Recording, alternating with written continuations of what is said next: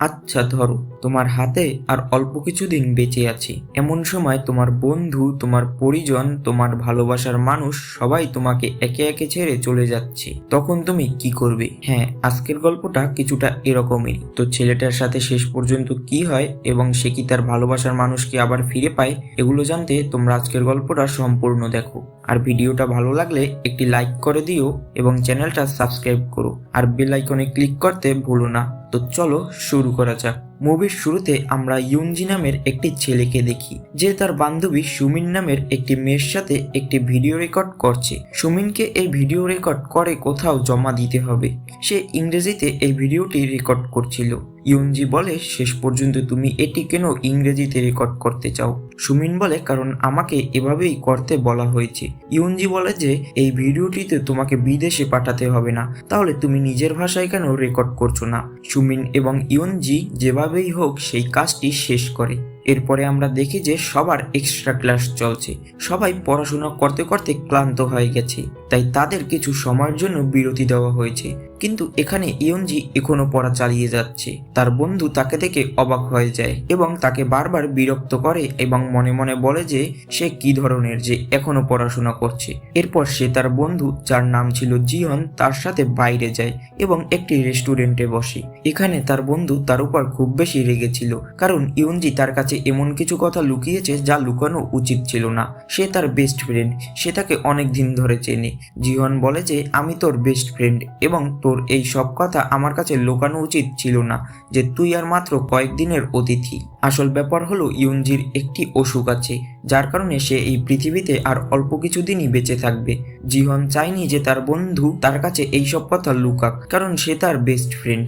সে ভাবে যে তার বেস্ট ফ্রেন্ড তাকে সবার মতোই মনে করেছে, তাই সে এতটাই রাগে থাকে যে আজ সে তার বন্ধুত্ব ভেঙে দেয়। ইউনজি তাকে সরি বলে। সে বলে যে প্লিজ এত ছোট বিষয়ে আমার সাথে বন্ধুত্ব ছিন্ন করো না।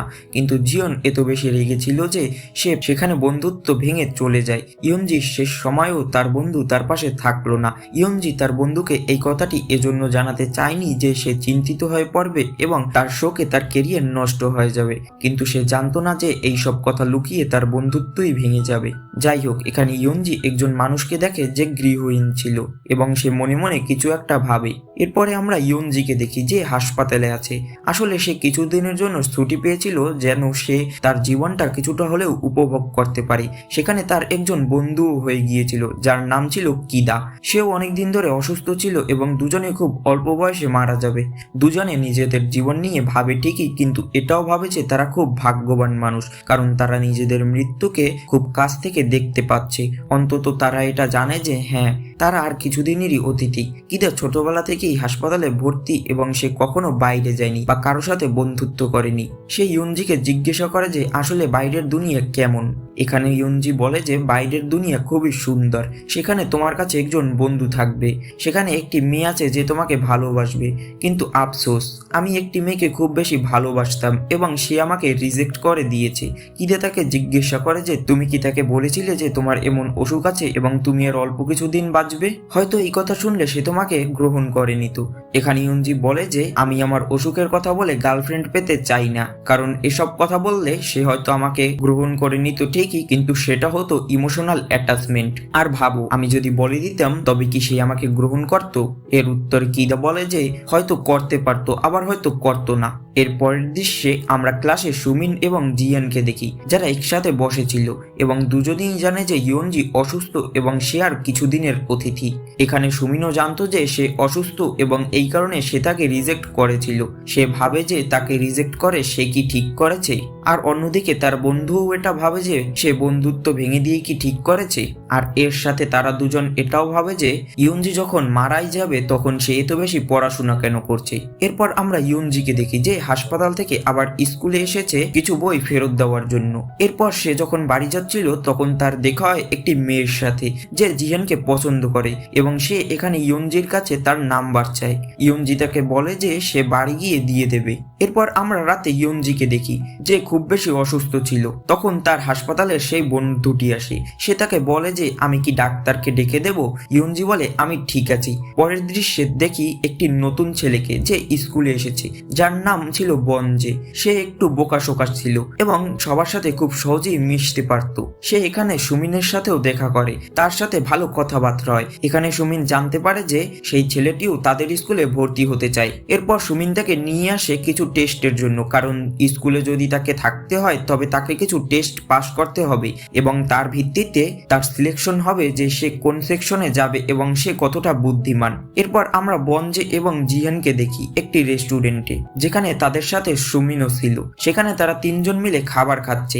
এখানে বনজে তাদের একটি অদ্ভুত প্রশ্ন করে। সে জিজ্ঞাসা করে যে দেখো, সবাইকে তো একদিন মরতেই হবে, তাই না?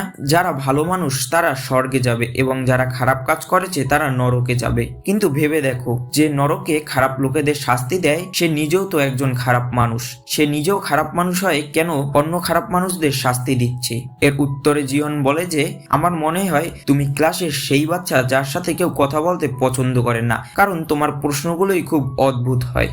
এরপর আমরা বনজেকে দেখি, যে আবার স্কুলে গেছে কারণ সে কিছু একটা ফেলে এসেছিল। ঠিক তখনই সেখানে ইয়নজিও আসে, যে তার লকারের তালা খুলছিল কিন্তু সে সেটা খুলতে পারছিল না। তখন বনজে তাকে সাহায্য করে এবং সে ইয়নজির সাথে মিশে যায়। তাদের দুজনের এখানে কথার চলে ভালো বন্ধুত্ব হয়ে যায়। এরা কথা বলতে বলতে যখন বাড়ি যাচ্ছিল তখন সেই গৃহহীন মানুষটিকে দেখে। দুজনের মনেই একদম একই রকমের খেয়াল আসে। এখান থেকে আমরা বুঝতে পারি যে তাদের দুজনের মনের অনেকটা মিল রয়েছে।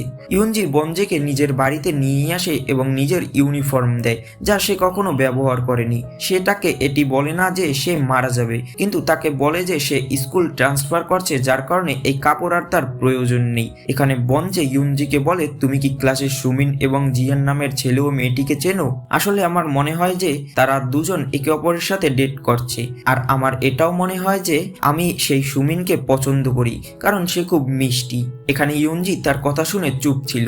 তখনই তার বাড়িতে একটি মেয়ে আসে, সেই মেয়েটি যে ইয়নজির কাছে জিহানের নাম্বার চেয়েছিল। এইবার ইয়নজি তাকে নাম্বারটি দিয়ে দেয়। এরপর ইয়নজি বনজেকে বলে যে হ্যাঁ, আমি ওদের দুজনকে চিনি, কারণ এক সময় আমরা খুব ভালো বন্ধু ছিলাম, কিন্তু এখন আর নেই। এরপর আমরা একটি রেস্টুরেন্টে আবার সুমিন এবং জিহানকে দেখি। এখানে জিহন সুমিনকে প্রপোজ করে, কিন্তু এখানে সুমিন তাকে মানা করে দেয়। আসলে সুমিন এখানে ইয়নজিকে মিস করছিল। জিহন তাকে বলে যে তুমি কি ইয়নজিকে পছন্দ করো? তোমার মনে কি তার জন্য কোনো ফিলিংস আছে? এখানে সে বলে যে না, একদমই না, কিন্তু হ্যাঁ, যদি সে আমাকে আবারও একবার বলতো তবে আমি এই ব্যাপারে অবশ্যই ভাবতাম। এখানে সে ভাবছিল যে সে কি তাকে রিজেক্ট করে ঠিক করেছে, নাকি ইয়নজি তার জন্য পারফেক্ট ছিল। জিহন তার সাথে এই কারণে বন্ধুত্ব ভেঙেছিল কারণ সে সেই দুঃখ কষ্টের সম্মুখীন হতে চায়নি যা একজন মানুষ হারানোর পর হয়, আর এই কারণেই সে তার বন্ধুত্ব ভেঙে দিয়েছিল। পরের দৃশ্যে আমরা দেখি ইয়নজির কাছে একটি মেয়ে আসে এবং তার নাম্বার চায়। সে বলে যে তুমি কি আমাকে তোমার নাম্বার দেবে, যেন আমি ভবিষ্যতে তোমার সাথে কথা বলতে পারি? এখানে ইয়নজি তার কথা শুনে খুব অবাক হয় এবং তার মনে বড় একটি প্রশ্ন জাগে যে এই মেয়েটি কি ভবিষ্যতে আমার সাথে কথা বলতে পারবে, কারণ সে খুব ভালোভাবেই জানে যে সে হয়তো কিছুদিনের মধ্যেই মারা যাবে।